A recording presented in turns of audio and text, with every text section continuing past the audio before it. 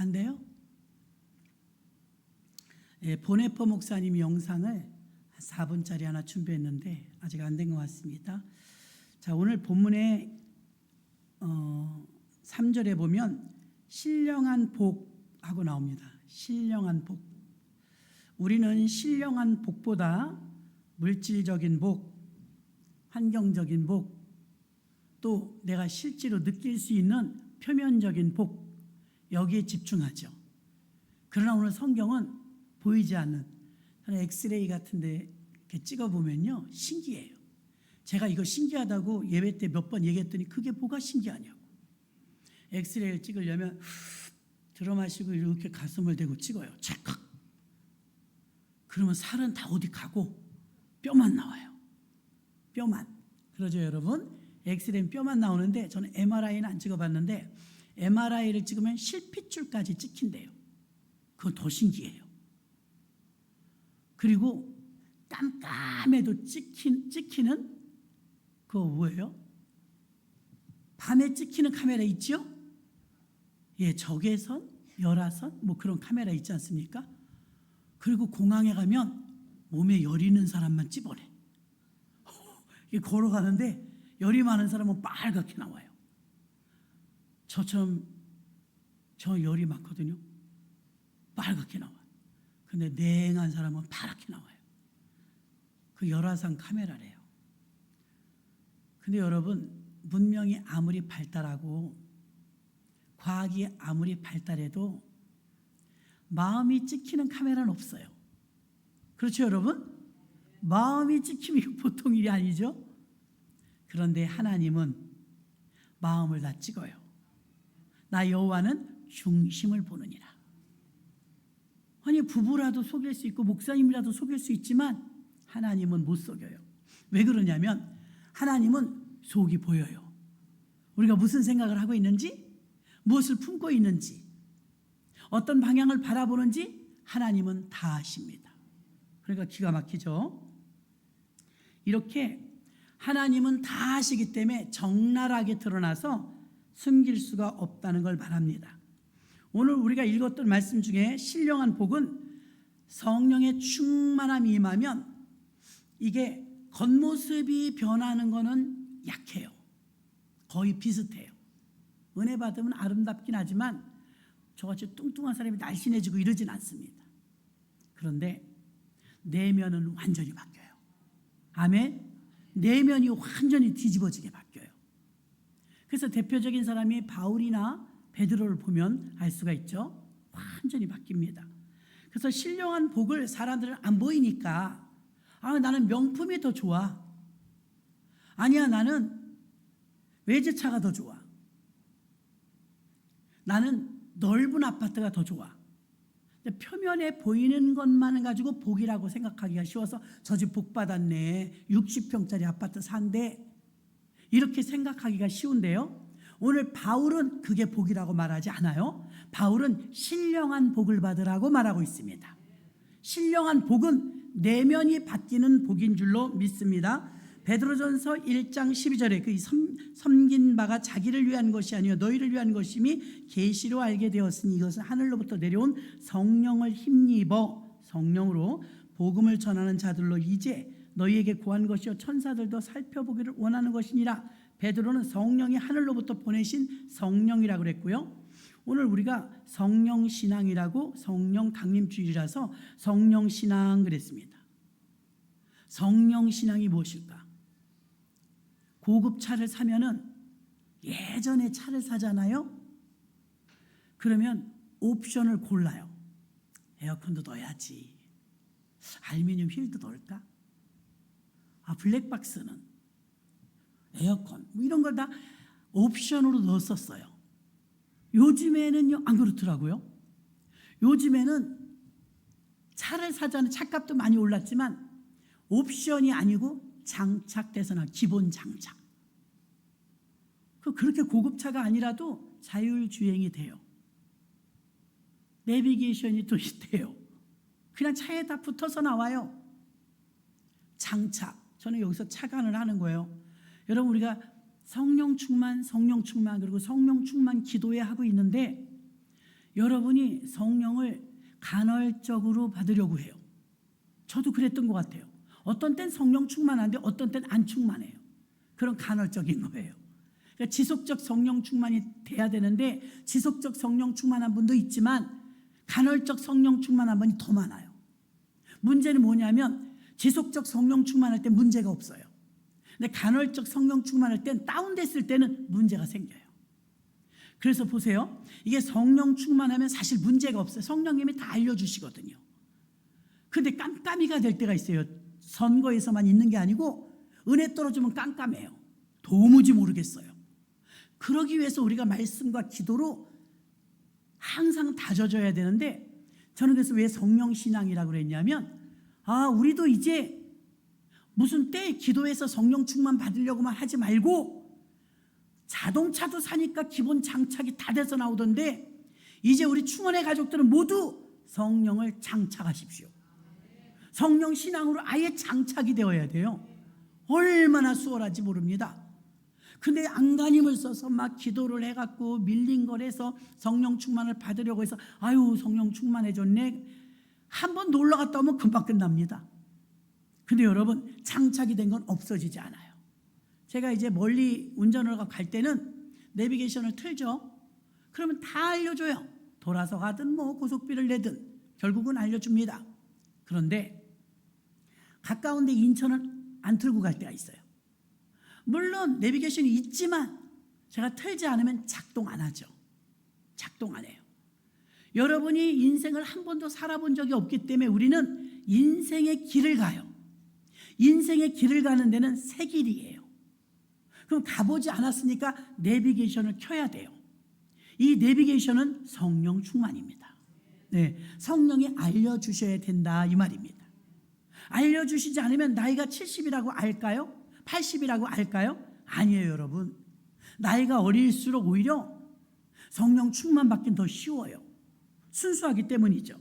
신령한 복은 무엇을 말하냐면 성령이 장착된 사람을 말하는 거예요. 성령 충만해서 성령 신앙인 사람은 신령한 복을 받았고 이 신령한 복은 영적인 복인데요. 사람들은 이 땅에서 오직 돈과 권력과 명예와 자리, 직장, 돈 버는 일 이런 일에는 막 목숨을 겁니다. 왜냐하면 이 땅이 전부이기 때문이죠. 그래서 욕심을 버리지 못합니다. 신령한 복이 있다고 교회에서 말해도 관심도 없을 뿐더러 재미를 느끼지도 못해요. 신령한 복 당신들이나 가지셔. 나는 그냥 돈이나 주면 좋겠어. 돈이 복이라고 생각합니다. 여러분 우리나라가 이만큼 부자가 되었으면 다 행복해야 되잖아요. 굶지 않는 나라입니다. 복지가 얼마나 잘 돼 있습니까? 그럼에도 불구하고 정신병, 우울증, 각종 공황, 장애, 마음의 병, 상처 너무 많습니다. 예전에 비하면 더 많아요. 왜 문명이 발달하고 이렇게 번영이 왔는데 아픈 사람은 더 많을까요? 그게 바로 영적인 병, 곤고하기 때문인 것입니다. 그래서 우린 여러분 밥만 먹고는 못 산다는 거예요. 좋은 집, 좋은 차 가지고 처음에는 어느 정도 채워지겠지만 채워지지 않아요. 이게 100 몇 층이죠. 123층인가 롯데 빌딩 있지 않습니까? 그 빌딩이 지어지기는 63층이 우리나라에서 제일 높았죠. 63층. 63빌딩이 기도하는 손입니다. 기도하는 손 장로님 부부가 지었는데요. 이 건물을 짓는데 단 손톱 하나도 다친 사람이 없대요. 기도하면서 그렇게 잘 지었어요. 근데 만약에 63빌딩을 저한테 명의 변경해 준다면 기절할지 몰라요. 63빌딩을 저한테 명의 변경해 준다면 얼마인지도 모릅니다. 다만 그 당시에 우리나라에서 제일 높은 빌딩을 저한테 명의 변경해 준다면 저보다 높은 사람은 없을 거예요. 이게 제일 높으니까요. 그런데 조금 살다 보면 123층짜리가 생겨요. 그러면 그때부터 안 행복합니다. 왜요? 123층짜리를 갖고 싶은 거예요. 사람의 욕심은 끝이 없다는 걸 말해요. 99칸의 기와집을 가진 사람이 한 칸 가진 사람을 보면서 침을 꼴깍꼴깍 삼켜요. 왜 그러냐 그러니까 집이 많으니까 한 채 주려나? 아니요. 당신 그 집 낮추면 내가 100개 채우는데. 이렇게 생각하는 거예요. 그러니까 이 땅에 살면서 물질적인 것으로 채워질 것 같습니까? 그래서 연봉이 높은 대로 막 자꾸 이직합니까? 여러분, 그 이유를 알아요. 한 영혼이 천하보다 귀하다고 성경에 써 있기 때문에 천하를 모으면 돈이 얼마가 될까요? 이거는 가치를 환산할 수 없을 겁니다. 이 천하에 있는 돈이 얼마치냐고요, 이게. 강남만 해도 얼마고 대한민국만 해도 얼마며, 미국 땅 전 세계 지도를 보면 200나라가 넘는 이 나라에 있는 이 재산이 얼마나 크냐고요. 근데 하나님은 그 많은 재산과 사람 하나와 안 바꾼대요. 오, 우리가 좀 바꿀 것 같잖아요. 왜? 사람은 한 영혼이 천하보다 귀하기 때문에 천하를 그럼 다 주면 어떨까요? 천하를 다 주면, 천하를 거머쥐고 공중권세 잡은 마귀 사단 세력이 있어요. 그럼 마귀 사단은 만족해야 되는데 자꾸 갈급해요. 왜 갈급해요? 하나님 자리를 넘보는 거예요. 자꾸 도전합니다. 그러다 쫓겨난 거 아닙니까? 사람은 어때요? 대통령, 옛날에는 왕 되면 만족할 것 같죠. 왕이 제일 높잖아요. 왕 되면 만족할 것 같은데, 그러면 바카스, 율리우스 뭐 이런 신들이 왜 나왔겠어요? 성경에 나오는 바알, 아세라, 이거 다 신이거든요. 신. 사람은요, 왕이 돼도 만족하지 않아요. 결국 바로 왕 같은 경우에는 난 태양신이야 그러잖아요. 태양신. 말이 돼요? 그러니까 사람은 욕심이 끝이 없다는 걸 말해요. 얼마나 끝이 없냐면요, 이 세계를 다 줘도 만족하지 않아요. 다 주면 그 다음에 하나님 자리를 넘볼 거예요. 그런데 만족할 수 있는 길이 있어요. 시편 23편 1절에 보니까 여호와는 나의 목자시니 내가 부족함이 없으리로다. 믿으십니까? 부족함이 없대. 그럼 다윗이 이 노래를 했는데요, 다윗은 그럼 부족함이 없었을까요? 매일 부족한 거 투성이어서 도망 다니죠, 피난 다니죠, 먹을 거 없죠, 광야에서 살죠. 부족한 거 투성인데 왜 거짓말일까요? 왜 부족함이 없대요? 이것은 영적인 걸 말하는데요, 하나님이 나의 목자가 되시면 부족함이 없어요. 단칸방에 살아도, 월세방에 살아도 만족할 수 있어요. 왜 그러냐면 이 머리에서부터 가슴까지 30cm도 안 되는데, 머리로만 알고 있었던 하나님을 내 가슴에 모셔드리잖아요. 성령 충만을 처음 받았을 때 생각해 보세요. 내가 예수를 처음 믿을 때 생각해 보세요. 얼마나 감격했었는지. 내가 주님을 처음 인격적으로 만났을 때, 그냥 교회 왔다 갔다 하는 거 말고요, 내가 주님을 인격적으로 처음 만났을 때 하염없이 흐르는 눈물 경험하셨을 거예요. 그때 행복하던가요? 안 행복하던가요? 좀 심한 표현이지만 이대로 멈췄으면 그래요. 죽어도 여한이 없어요. 그 정도로 좋아요. 그 만족하다는 거, 충만한 상태를 말하는 거거든요.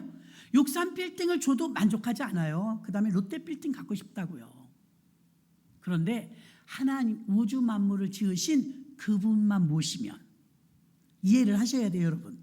무슨 말이냐면 우주 만물을 줘도 만족하지 않은데 우주 만물을 지으신 그분을 모시면 만족해요.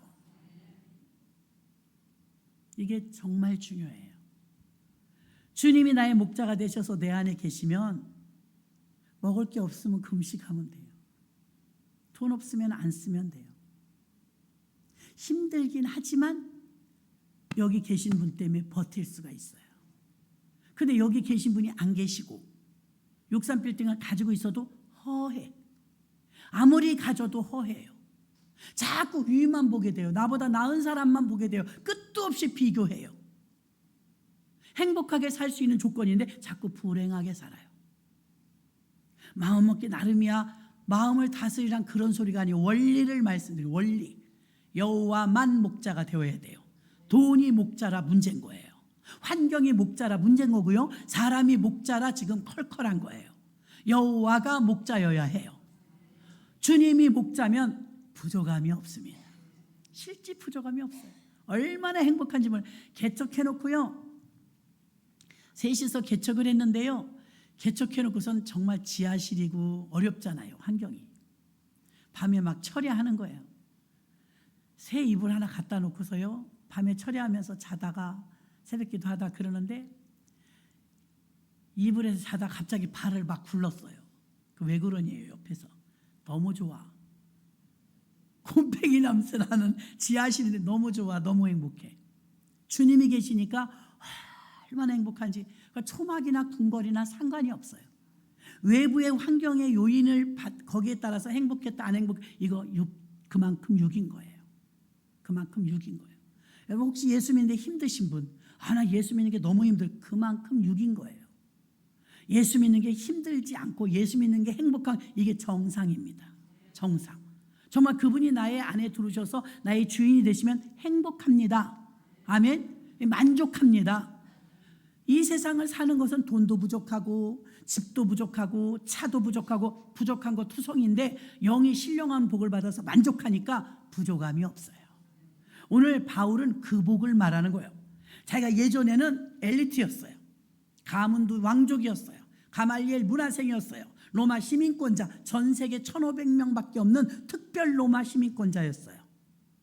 로마 시민권자, 왕족에다가 율법학자에다가 또 바리새인에다가 사내들인 공회원, 실질적으로 법을 집행할 수 있는 실질 권한이 있는 사람이었어요. 정말 흠이 하나도 없는 사람이에요.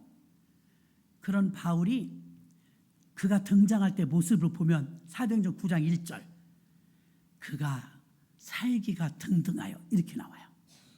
아니 여러분, 행복한 사람의 얼굴에 살기가 돌아요? 날카롭고 그렇게 예민해요? 은혜 받은 분 봐요, 편안합니다. 아멘. 여유 있게 다 베풀어 줍니다. 아멘. 그래서 마음으로 여러분 얼마나 하나님께서 마음의 평강을 주시는지 이루 말할 수가 없어요.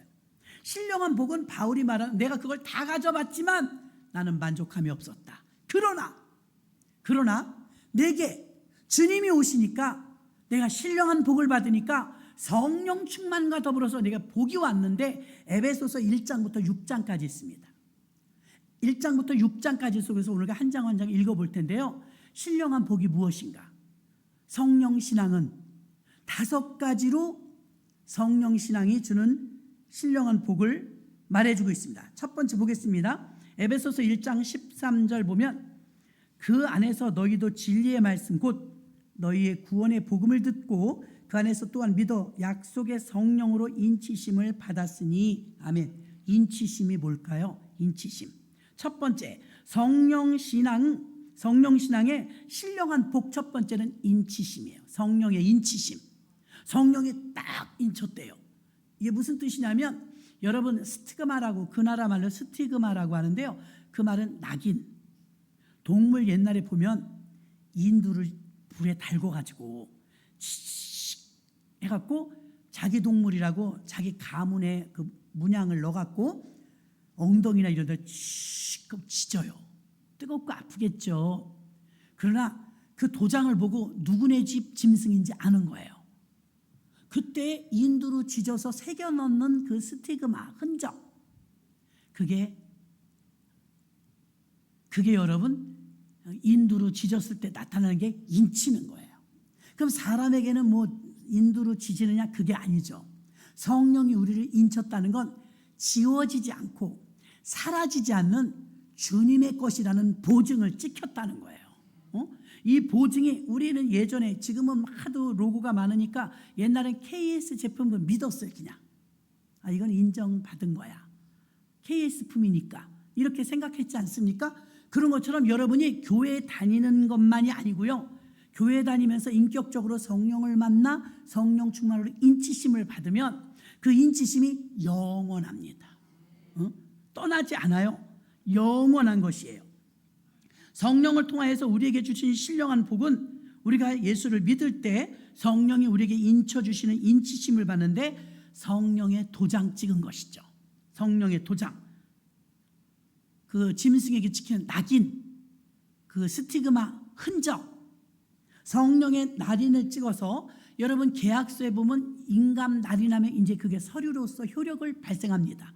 도장을 찍기 전에는 그냥 종이에요. 그러나 도장이 찍히면 효력을 발생합니다. 그런 것처럼 성령이 우리를 인쳤으면 너는 내 것이다, 영원히 책임집니다. 비록 내가 순간순간 죄를 지을 때도 있을 거예요. 이탈할 때도 있을 거예요. 주님 앞에 온전하게 살지 못할 때도 있을 거예요. 그래도 떠나잖아요. 베드로를 보세요. 베드로가 예수님을 보는 데서 3번이나 모른다고 부인했어요. 3년 반 동안 먹고 자고 동거동락했는데 예수님이 불리해지니까 이런 비겁한 놈이 주님 보는 데서 저런 사람 몰라요. 결단코 몰라요. 당신 그 당이잖아. 옆에서 여자아이가 말하니까 맹세코 모릅니다. 저주하며 모릅니다. 그 주님과 눈이 딱 마주쳤어요. 생각나는 거죠. 막 뛰쳐나갔는데 꼭요 그래. 주님이 어젯밤 네가 오늘 밤 다 굴기 전에 나를 3번 모른다고 할 것이다. 그런 일은 있을 수 없습니다. 결단코 없습니다. 주님이 위험한 일이 있으면 내가 목숨을 바치겠습니다. 24시간도 안 지났어요. 근데 급박한 일이 막 전개되니까 잊어버린 거예요. 여러분 그럴 수 있어요. 깜빡하면 늘 깨워서 기도하지 않으면 119도 생각이 안 나요. 그렇죠? 불났는데 119를 몰라. 너무 급박하니까. 여러분 우리가 무슨 일이 생겼을 때 우리가 성령에 인친 것과 인치지 않은 건 너무 차이가 납니다. 이렇게 베드로가 자기는 결단코 안 그러겠다고 호언장담했어요. 닭이 우니까 생각나네? 늦었죠? 그러니까 그 대목만 읽을 때마다 가슴이 아파요. 꼭기요 하니까 밖에 나가서 베드로가 심히 통곡하며 우니라 이렇게 써 있어요. 심히 통곡하며 우니라. 후회해도 소용없어요. 그렇게 막 우는데 그 울음 속에는 회개만이 아니고 돌이킬 수 없는 번민. 난 이런 실패할 수 있는 요인을 가지고 있구나. 그럼 버려졌어야 되잖아요. 주님을 모른다고 부인했으니까. 예수님이 죽는 자리에서는요 자기도 죽을까 봐 겁나니까 저런 사람 모른다, 결단코 모른다. 그런데 세상에 3일 있다 주님이 부활하셨네. 부활 안 했으면 좋았을 걸. 베드로 입장에선 살아나니까 더 민망해. 그럼 누구보다 주님의 부활을 기뻐해야 될 사람이, 환영해야 될 사람이 도망가요. 민망하니까. 아니 어떻게 주님 앞에 나타나요? 염치가 있지. 그래서 돈 벌러 다시 갈릴리 바다로 가죠. 그 마음속으로는 어때요? 미안하고 죄송한 마음 이루 말할 수 없지만 주님을 사랑하는 건 사실이에요. 근데 봐요, 주님이 버리지 않아요. 계속해서 베드로가 상처와 아픔 속에, 물론 자기가 잘못한 거지만 그래도 상처죠. 내가 왜 그랬던 거 주님 앞에 나서지도 못하고 일손이 손이 안 잡히니까 제일 처음에 주님을 만났을 때처럼 고기도 한 마리도 안 잡혀. 영혼이 잘 돼야 범사가 잘 되는데 영혼이 안 되니까 다 안 되는 거예요. 그래서 고기를 잡는 둥 마는 둥 그물을 던지는데 하나도 못 잡았는데 주님이 찾아오셨어요. 부활하신 주님이 찾아오셨어요. 배잔병처럼 다시 옛날로 돌아간 베드로에게 주님이 찾아오셨어요. 하나님이 우리에게 성령으로 인을 치면 끝까지 책임지십니다. 버리지 않으십니다. 그러나 감격적인 장면이 이래요. 세상에 주님이 찾아오시니까 요한의 아들 시몬아 네가 나를 사랑하느냐 3번 묻잖아요. 주님이 왜 쥐가 먹은 것도 아닌데 이 베드로가 한 번 말하면 알아들을 텐데 왜 3번이나 말했을까요? 계집아이 앞에서 3번을 주님을 모른다고 부인했잖아요. 저런 사람 모릅니다. 결단코 맹세하며 모릅니다. 이렇게 말했거든요. 그리고 그때도 모닥불에서 손을 쬐고 있었어요. 밤이니까. 근데 주님이 고기 잡고 나오는 제자들 앞에서 모닥불 위에 생선을 굽고 계셨어요. 그때 모습을 재현시킨 거죠. 베드로의 상처를 치료해 주시려고 작정하신 거예요. 그래서 네가 나를 사랑하느냐? 예, 사랑합니다. 염치는 없지만 찾아오셨으니까 얼마나 기쁜지. 그래, 그럼 내 어린 양을 먹이라. 또 물어봐요. 요한의 아들 시몬아 네가 나를 사랑하느냐? 네, 아시잖아요. 그럼 내 양을 치라. 그러면 그만큼 했으면 또 물어봐요. 요한의 아들 시몬아 네가 나를 정녕 사랑하느냐? 주님 내가 고민하여 죽겠나이다. 주님이 아시지 않습니까? 이제 이렇게 말해요. 3번 말하면서 3번 부인했던 것을 그 상처를 덮어주셨던 거예요. 그 대목에서 참 기가 막히죠. 나 같은 놈 버려도 싸죠. 어떻게 수제자란 놈이 주님을 모른다고 배신하고 도망가냐 말입니다. 그런데 주님은 묻지도 따지지도 않고 베드로를 찾아오셨어요. 한번 성령으로 인쳤던 것, 자기의 자녀 삼았던 그 베드로를 주님은 버리지 않으셨던 것처럼 오늘 우리에게도 그 말씀은 유효한 줄로 믿습니다. 우리도 버리지 않으세요? 아우, 나 이번에 죄를 져갖고 주님한테 갈 수가 없어. 어떤 사람은 교회를 못 나오는 분도 있을지도 모릅니다. 아우, 나는 말이야 마음대로 못했는데 교회를 못 갈 것 같아. 주님 앞에 내가 너무 죄를 져서. 천만에요. 주님은 그런 베드로에게 찾아오셨던 것처럼 저와 여러분도 일도 의심하지 않는 것은 주님이 나를 사랑하신다는 사실이에요. 그걸 여러분 다 믿고 있어요. 주님이 찾아오시는 건 감사하지만 감히 찾아갈 수는 없었어요. 염치가 없어서. 그런데 베드로가 다 잊어버렸던 거, 사명 잃어버렸죠. 주님과 교통 잃어버렸죠. 또 자기의 사명, 그리고 주님이 말씀하시는 그 대화, 그 교통과 더불어서 또 주님을 사랑한다는 사랑을 다시 회복하는데, 여러분 그 세 가지가 다 회복돼요. 내 양을 먹이라, 다시 사명을 감당하라는 겁니다. 주님과 대화가 다시 소통되기 시작했습니다. 교통이 이루어진 줄 믿습니다. 그리고 네가 나를 사랑하느냐, 사랑이 회복된 줄로 믿습니다. 이 세 가지가 회복되니까 베드로가 날아갈 것 같아요. 그 뒤에 너는 몇 날이 못 되어 성령을 선물로 받으리니 예루살렘을 떠나지 말고 내가 내게 약속한 것을 기다리라. 그 몇 날이 못 되어 그랬거든요. 열흘 만에. 그렇죠? 열흘 만에 마가의 다락방에서 사도행전 2장 120문도에게 전체에게 하늘이 갑자기 하늘로부터 강한 바람 같은 능력이 나타나 120명 전체에게 성령이 강림하신 날이 오늘입니다. 아멘. 누구 빠진 사람이 없어요. 성령이 임하니까 이전에 겁장이었어요. 자기 살겠다고 주님을 배신한 거 아닙니까? 그런데 지금 이 사람은 예수님이 십자가에 달려 골고다를 올라가던 길은 직선으로 500m요, 사선으로 800m입니다. 장정이면 젊은 총각이니까요. 장정이 그거 800m가 뭡니까? 안 멀어요. 근데 간밤에 철야했죠. 겟세마네 동산에서 땀방울이 핏방울이 되도록 밤새 철야기도 하셨죠. 체포되면서부터 채찍을 맞고 조롱받고 질질 끌려다니고 안디바의 뜰에서 살점이 뚝뚝뚝 다 떨어져 나갈 정도로 고문을 받아요.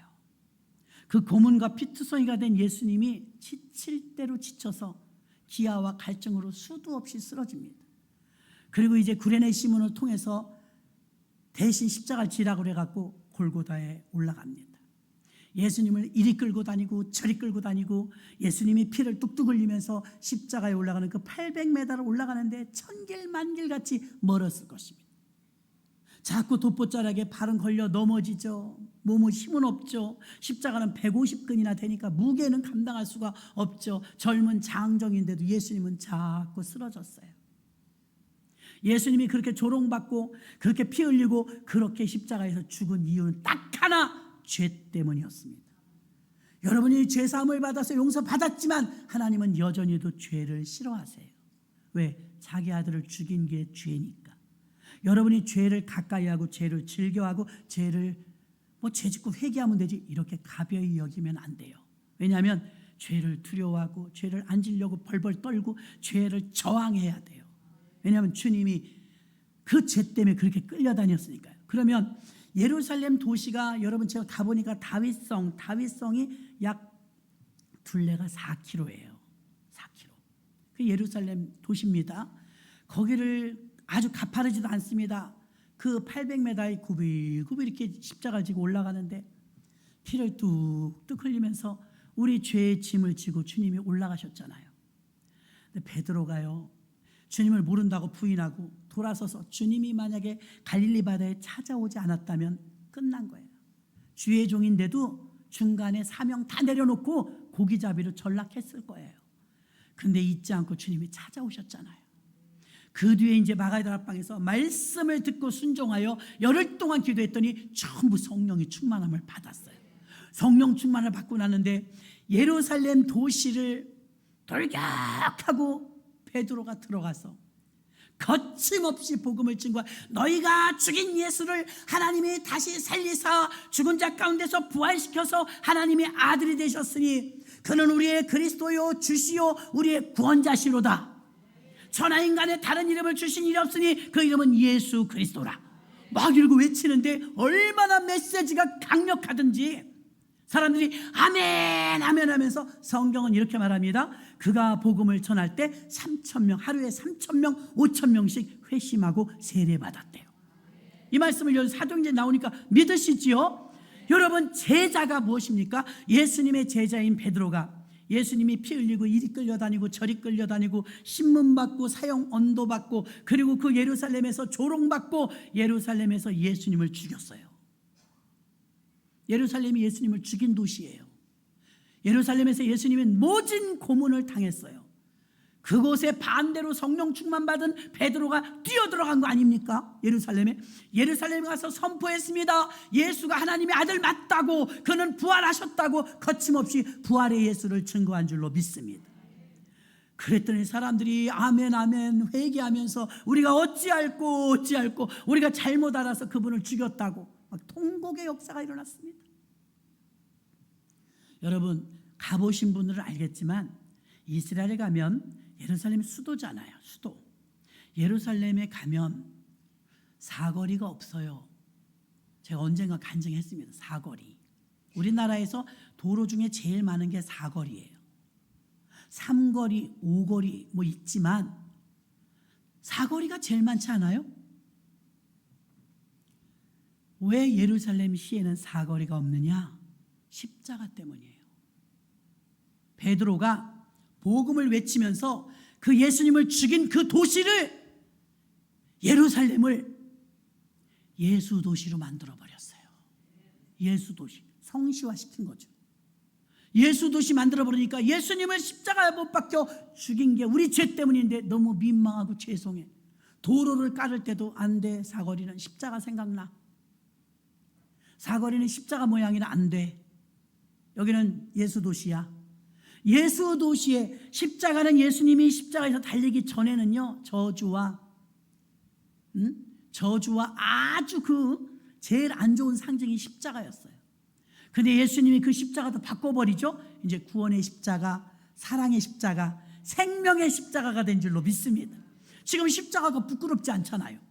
과거에는 십자가는 부끄러운 거였어요. 저주받은 상징이었어요. 근데 지금은 십자가 구원의 상징이 된 줄로 믿습니다. 예수가 들어가는 곳은 그렇게 다 바뀌어요. 여러분, 영국은 해적의 도시였대요. 해적의 바이킹, 해적 나라. 근데 그곳에 복음이 들어갔어요. 그곳은 신사의 나라로 바뀌었어요. 아멘. 우리는 우상의 도시였어요. 우상. 우리는 얼마나 우상을 잘 섬기는지 맹물 떠놓고도 빌고, 복을 얼마나 받고 싶은지 숟가락도 복, 교광도 복, 이불도 복, 다 복. 그런데 복을 못 받았어요. 복음이 들어오면서 이 나라 이 땅에 번영과 복이 임한 줄 믿습니다. 엄청난 복을 받았죠. 이거 다 이루 말할 수 없습니다. 오늘 본문으로 다시 돌아가서, 오늘 에베소서는요 교회론입니다. 1장부터 6장까지 사이에서 여러분 5가지로 신령한 복을 보는데, 첫 번째 인치심이라고 했습니다. 인치심은 낙인이요, 그 어떤 그 우리에게 그 흔적, 그리스도의 자녀라는 흔적, 성령으로 도장을 찍었다는 말입니다. 두 번째는 여러분, 성경책은 1600년 동안 쓰여졌습니다. 저자, 이 성경의 저자는 누구일까요? 성경을 기록한 기자는 40명이 돼요. 이 40명을 동시에 여러분처럼 이렇게 앉혀놓고 한 게 아니라 1600년 동안 시대와 배경과 나라가 다른 사람들이 썼어요.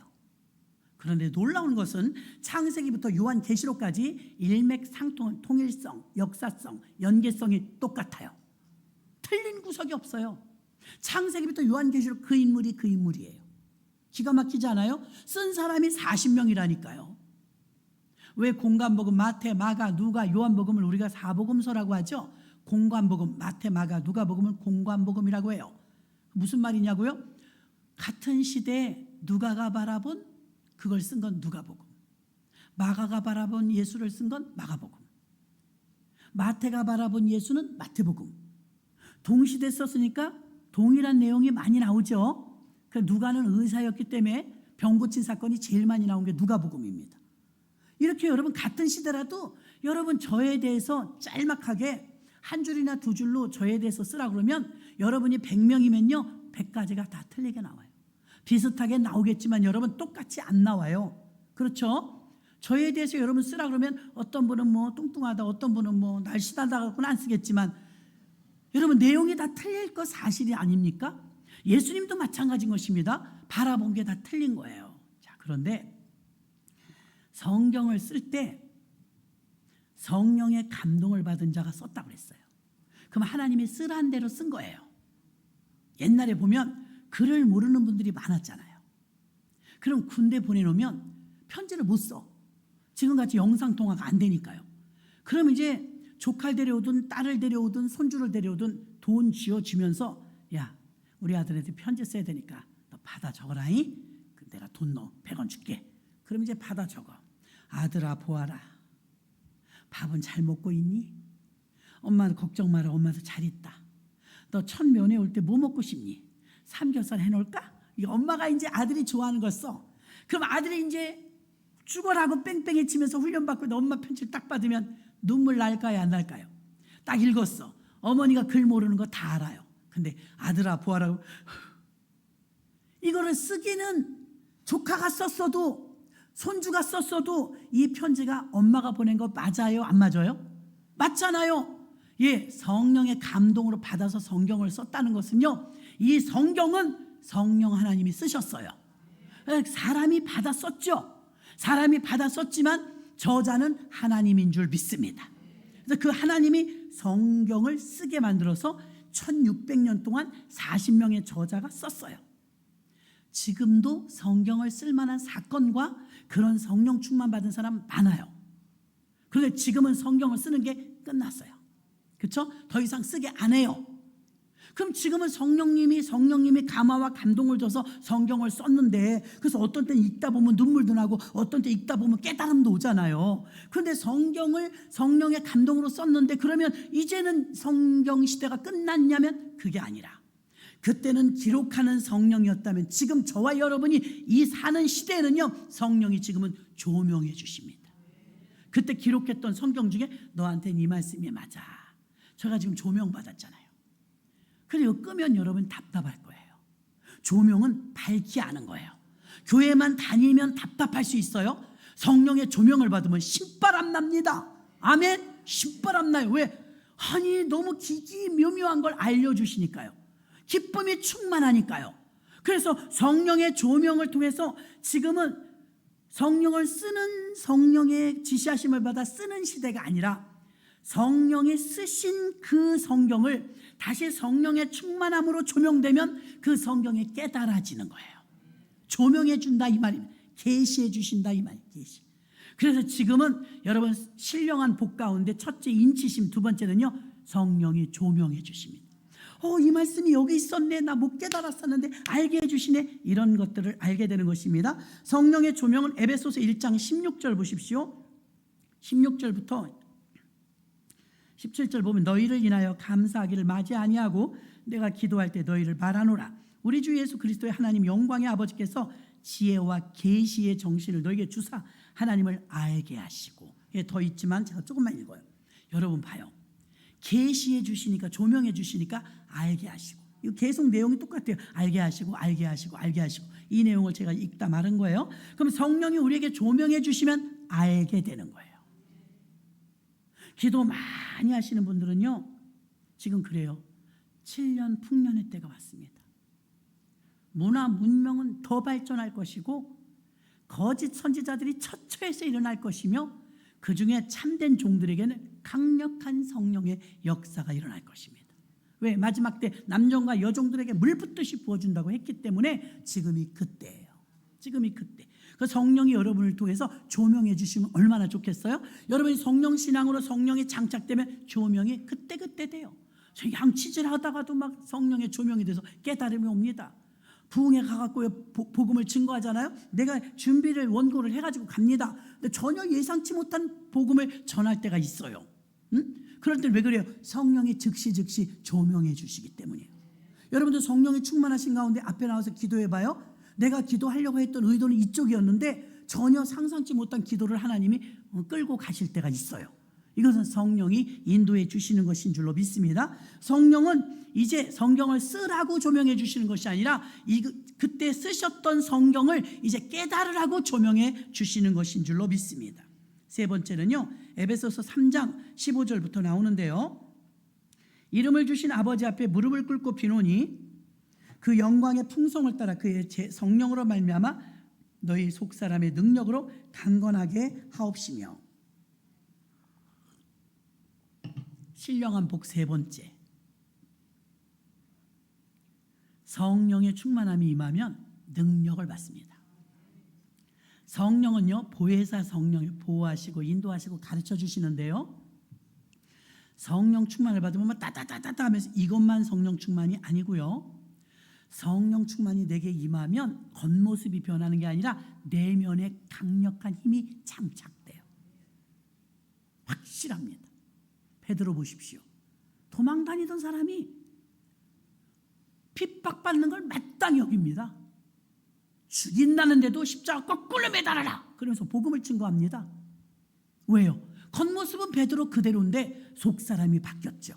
바울이 지금 말하는 거예요, 겉모습만 장착하지 말고 예수 그림 속 안에 성령으로 장착되어서 속사람의 능력으로 강건하여지라 이렇게 말합니다. 성령을요, 다른 말로 듀나미스라고 합니다. 듀나미스, 헬라어로 듀나미스는요, 힘, 파워 이런 거거든요. 그럼 다이너마이트하고 어원이 거의 비슷한데요, 다이너마이트가 펑 터지면 강력하잖아요. 성령이 우리에게 장착되면요, 담대합니다. 이건 반드시 될 것이라는 믿음이 있습니다. 성령이 충만했을 때 조용기 목사님이 우리 후진들에게 이렇게 말했어요. 내가 성령이 나를 사로잡을 때는 얼마나 강력한 힘이 오는지 진짜 손끝까지 찌릿찌릿합니다. 성령이 터치해 주시잖아요. 강력합니다. 근데 조용기 목사님 그 말씀이 정말 이해가 됐어요. 하나님이 나한테 힘을 부어주시는데 그때는 내가 지구를 밀어도 밀릴 것 같더래. 와, 대단하잖아요 여러분. 흔들바위 말고요, 지구를 밀어도 밀릴 것 같은 믿음이 온대. 와, 근데 이제 연세중학교에 윤석재 목사님은요, 교회가 15,000평, 방송국 하나, 교통안전진흥공단 2개 사서 교회를 하나 지었으니 가보면 공설운동장만 합니다. 그 사람들이 우리도 뭐 건축할 때 동참하고 기도했거든요. 사람들이 말해요. 교회가 너무 큽니다. 아시아에서 제일 크대요. 그럼 아시아에서 제일 큰 교회, 전 세계에서 제일 큰 교회가 4개가 우리나라에 있어요. 100만 개의 교회 가운데 1, 2, 3, 4등이 다 한국에 있어요. 감각이 없으시네. 그러시면 안 돼. 좋아해 주셔야지. 자긍심 생기잖아요. 그런데 이제 건물 크기로 봐갖군요, 여의도 순복음교회가 세계 제일 크지만 거긴 1,000평밖에 안 돼, 땅이. 그 바닥만은. 그런데 여기는 15,000평인데요 둥그렇게 져갖고 공설운동장만 하거든요. 근데 사람들이 목사님 교회가 너무 웅장하고 큽니다, 이거는 공설운동장만 합니다 막 그러니까, 그분이 믿음이 크니까 이게 커요? 그래. 그럼요, 대한민국 제일 크잖아요 그랬어요. 그랬더니 저 독립문에 기둥 하나 받고, 저 동대문에 기둥 하나 받고, 남대문에 기둥 하나 받고, 서대문에 기둥 하나 받고, 4대문에 기둥을 박아서 서울을 다 덮을 정도로 지어야 큰 거지. 이거 궁동에 있는 건데, 궁동, 오류동 바로 옆에. 이게 뭐가 크냐고. 그분 믿음인 거예요. 성령이 충만하니까 그 교회를 쳐다보면서 와, 크다 이 마음이 안 들고 이런 생각이 든대요. 이거 적어요 하나님. 밖에 구원받을 사람이 너무 많아요. 구원받아서 들어와야 될 사람이 너무 많아요. 안에 있는 사람을 보는 게 아니라 밖에 아직 안 믿는 사람을 보니까 이게 작은 거예요. 아멘. 조용기 목사님 그보다 더 컸던 거예요. 지구를 밀어도 떼굴떼굴 굴러갈 것 같더래. 그 믿음이 얼마나 큰 거예요? 이게 여러분 인간의 생각이나 학문 갖고 되는 게 아니고요, 성령의 능력이 강하게 받는 분들은요 이렇게 돼요. 사모하시기를 주의 이름으로 축원합니다. 성령 충만 받으면 불가능한 게 없어요. 여러분 무엇이든 가능한 능력이 있어요. 가능한 능력. 그래서 바울은 속사람의 능력으로 강해진다고 말한 줄로 믿습니다. 로마서 8장 26절과 27절 보면 이와 같이 성령도 우리 연약함을 도우시나니 우리가 마땅히 빌 바를 알지 못하나 오직 성령이 말할 수 없는 탄식으로 우리를 위하여 친히 간구하시느니라. 아멘. 여러분, 기도를 어떻게 해야 될지 모를 때 있어요. 가끔 그런 얘기, 목사님 기도가 난 안 돼요. 기도를 하려고 가도 잡생각이 나고요.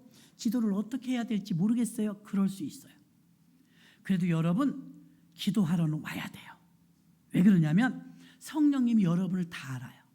아, 이분은 기도를 잘 못하는구나. 아직 기도줄을 못 잡았구나. 아직 기도를 못 배웠구나. 기도가 습관이 안 됐구나. 성령님이 다 알아요. 그래서 어떻게 하느냐면 일단 기도의 자리에 딱 앉기만 하면 그러면 성령께서 말할 수 없는 탄식으로 내가 마땅히 빌 바를 알지 못할 때 대신 간구해 주신대요. 대신 기도해 주신대요. 얼마나 좋아요. 대신 기도해 주시니. 요즘엔 키오스크가 나와가지고요, 커피도 먹을래도 까다로워. 햄버거 사 먹기도 힘들어요. 뿅뿅뿅뿅 눌러야 되는데 이걸 아직 습관이 안 돼갖고 나이 드신 분들은 잘 못해요. 그렇죠? 나이 드신 분들은 잘 못하는데, 못한다고 여러분 먹고 싶은 거 참지 마시고 가세요. 가면 뒤에 줄 쓴 사람한테, 아유 젊은이, 나 이거 햄버거 새우버거 하나 먹고 싶은데 나 이거 할 줄을 몰라. 해줄까요 안 해줄까요? 저도 몇 번 해줍니다. 처음엔 저도 해달라고 했었습니다. 여러분, 충분히 해줘요. 단 키오스크까지는 가야 돼. 집에서 아유 나 못해, 못 가, 가도 못 사 먹어 이러고 안 가면 그냥 못 드십니다. 근데 가면 해줄 사람이 있어요. 직원이라도 해줍니다. 여러분, 교회 오시면 성령님이 여러분을 대신 기도해 주시면 키오스크에서 새우버거 눌러주면 내가 먹는 거예요. 그런 것처럼 내가 기도할 줄 모르지만, 어떻게 기도해야 될지 모르지만 성령님께서 아유 너는 기도 쌩짜구나, 내가 기도해 줄게. 대신 옆에서 성령님이 기도해 주신대요. 이걸 믿으시기를 바랍니다. 기도해 준다는데 왜 안 와요? 왜 안 오십니까? 다시 기회를 드립니다. 얼마나 뜨거우면 앵콜을 하겠어요. 앵콜. 너무너무 좋은 거예요, 여러분. 기도하면 성령 충만 받는데 대통령 선거에 부담지 다 내려놓고 이제 맡기세요. 하나님이 하실 거니까 하나님께 맡기시고 우린 기도하는 거예요. 그러면 하나님이 지혜 주시라고 기도해 줘야지. 기도해 줘야 잘할 거 아닙니까? 기도해 주고 성령 충만 달라고 또 호국 보훈의 달 아닙니까? 여러분, 말로만 그러지 말고 기도해 주세요. 하나님 보훈 가족들 위해서 건강하게 사시도록, 행복하게 사시도록, 나라를 위해서 희생했으니까 하나님이 보상해 주시라고 기도해 주시기를 바랍니다. 그럼 우리가 기도의 자리에 오면 기도 어떻게 할 줄 몰라도 성령님이 도와주신다고 여기 써 있잖아요, 여러분. 성령이 말할 수 없는 탄식으로 우리를 위하여 친히 간구하시느니라. 그래서 여러분, 이렇게 하나님이 우리에게 능력을 주시면 기도할 능력도 주시고, 또한 능력을 주시면 담대한 능력도 주십니다. 네 번째, 신령한 복 네 번째, 성령의 하나됨에 관한 것입니다. 에베소서 4장 4절 봅니다. 몸이 하나요 성령이 하나이니 이와 같이 너희가 부르심의 한 소망 안에서 부르심을 입었느니라. 주도 하나요, 믿음도 하나요, 세례도 하나요, 하나님도 하나이시니. 아멘. 하나 되라 이거예요. 여러분, 다른 거 못해도 괜찮아요. 일단 교회 구성원으로서 난 아볼로파, 나는 개바파, 나는 뭐 바울파 이러지 마시고, 예수가 나뉘을 수 없어요. 다 하나 되는 일이에요. 손과 발과 눈과 코와 입. 여러분, 내가 여기가 가려우면 볼때기가 가려워 그래서 안 시원해요. 그럼 머리로 보냅니다. 가려워 왼쪽 볼. 그럼 손이 알았어 저기 가고 싶어 그러면 머리에서 보내면 저기 가고 싶대. 다리가 알았어 가줍니다. 서로 합력하는 거예요. 우리 옛날에 거의 우상 같았던 박지기 선수 김일 풍 걸리셨더라고. 그렇게 우리가 박지기 하나에 환호했는데 풍이 걸리셔서 이러고 다니시더라고요. 그분 이렇게 풍이 맞아 이렇게 되면요, 오른손 왼손 이거 못합니다. 여러분, 그렇죠? 이게 자유롭지 못해요. 자유롭지 못한 건 고장난 거죠. 고장난 거. 이게 자유로운 사람은 건강한 거예요. 지금 양호한 거예요. 여러분 보세요. 교회가 어느 부분에서 안 올라가, 팔이 어느 부분에서 안 내려가, 고장난 겁니다. 교회가 원활하게 유유하게 잘 성령 안에서 흘러야 되는데 흐르지 못한다, 고장난 거죠. 그럼 교회는 에베소에 있어서 몸된 교회라고 했거든요. 몸된 교회, 예수님은 머리, 우리는 지체예요. 그러면 바디는 붙어 있을 때 바디예요. 몸이에요. 그러니까 몸 되기 위해서 내가 좀 마음에 안 들어도 나하고 의견이 좀 안 맞아도 여러분 하나 되어야 될 줄 믿습니다. 이게 능력이에요. 이게 능력. 그 성령의 하나됨을 말하고 있는 것입니다. 에베소서 4장 3절도 성령의 하나되게 하신 것을 힘써 지키라. 내가 앞서고 내가 나서고 내가 잘난 척하면 하나 될 수 없어요. 불편해도 여러분이 분쟁과 분열이 일어나려고 하면 그냥 빨리 보듬으셔야 돼요. 재 담는 통을 뚜껑 닫듯이 닫으셔야 돼요. 마지막 5번째, 에베소서 6장 17절, 구원의 투구와 성령의 검 곧 하나님의 말씀을 가지라. 아멘. 마지막 4번째는 진리의 성령은 검입니다. 검이 뭐예요? 전신갑주는 로마인들이 입었던 군복이에요. 머리끝부터 발끝까지 머리엔 투구를 쓰고 가슴에 흉패를 붙이고 그 다음에 발은 장화를 신고요. 허리는 띠를 둘러요. 방패를 가집니다. 이건 다 호신용이고 방어용입니다. 딱 하나 공격용 무기가 있어요. 검이죠. 검. 이것만 공격용입니다. 나머지는 다 방어용입니다. 그러면 이단이든 또 어떤 것이 와도 여러분 우리가 공격할 수 있어야 되는데 예수님한테 감히 사탄이 공격이 왔어요. 야, 배고프지? 40일 금식했으니까. 그럼 너는 능력 있잖아. 하나님의 아들이잖아. 여기 돌멩이를 떡덩이를 만들어서 먹어. 능력 있는데 왜 안 먹어? 이렇게 부추겼어요. 그렇죠? 선동했어요. 사단이. 그러니까 예수님이 사람이 떡으로만 살 것이 아니요 하나님의 말씀으로 살 것이니라. 이렇게 하면서 말씀으로 공격하니까 떠나잖아요. 그렇죠? 주너의 하나님을 시험치 말라. 그리고 쫓으니까 쫓겨나가잖아요.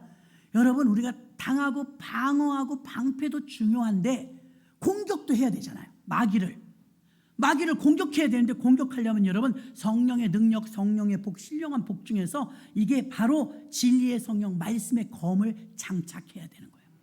말씀의 검만이 마귀를 떠나가게 할 수가 있어요. 마귀를 이길 수가 있어요.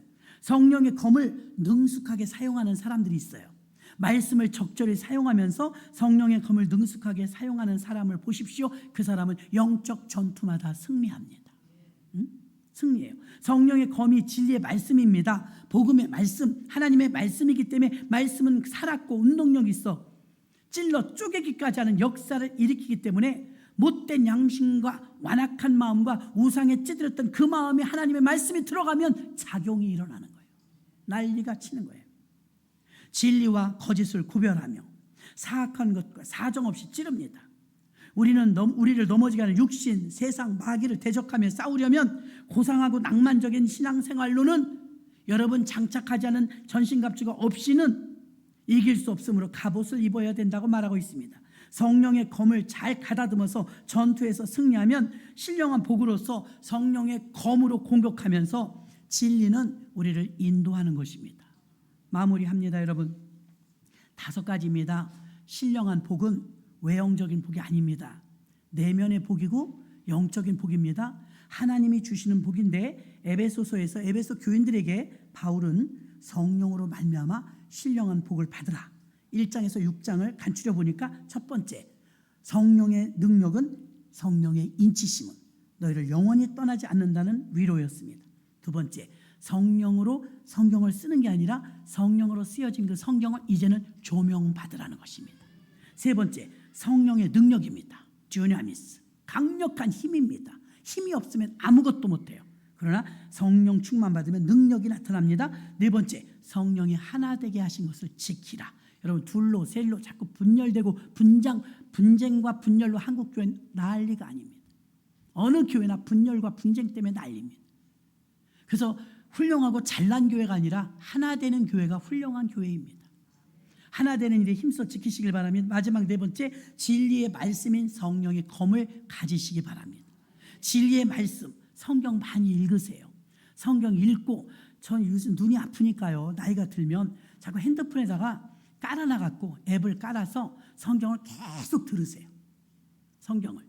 그냥 식사만 하시지 말고 성경을 늘 수시로 듣고 읽고 실천하고. 그럼 여러분도 모르는 사이에요. 예, 응얼응얼 노래도 들으면 나오잖아요. 그런 것처럼 말씀이 계속 내 안에 스며 들어가면 여러분 그 말씀이 여러분이 필요할 때 툭툭 나와서 검이 되는 줄 믿습니다. 그래서 악한 마귀 사탄을 이길 수 있기 때문에 여러분 시간이 있을 때마다 성경을 가까이 하셔서 성경을 보시면 성경 전체는 66권입니다. 핸드폰 하나 사도 자가용 하나 사도 사용 설명서가 책으로 나와요. 책으로.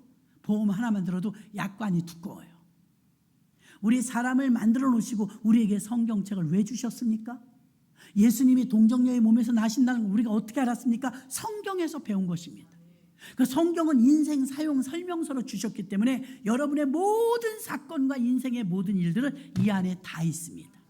100% 있습니다. 그러므로 성경을 가까이 하셔서 인생을 슬기롭고 지혜롭게 사시기를 주님의 이름으로 축원합니다. 말씀을 생각하시면서 2분 정도 통성으로 기도하겠습니다. 하나님 아버지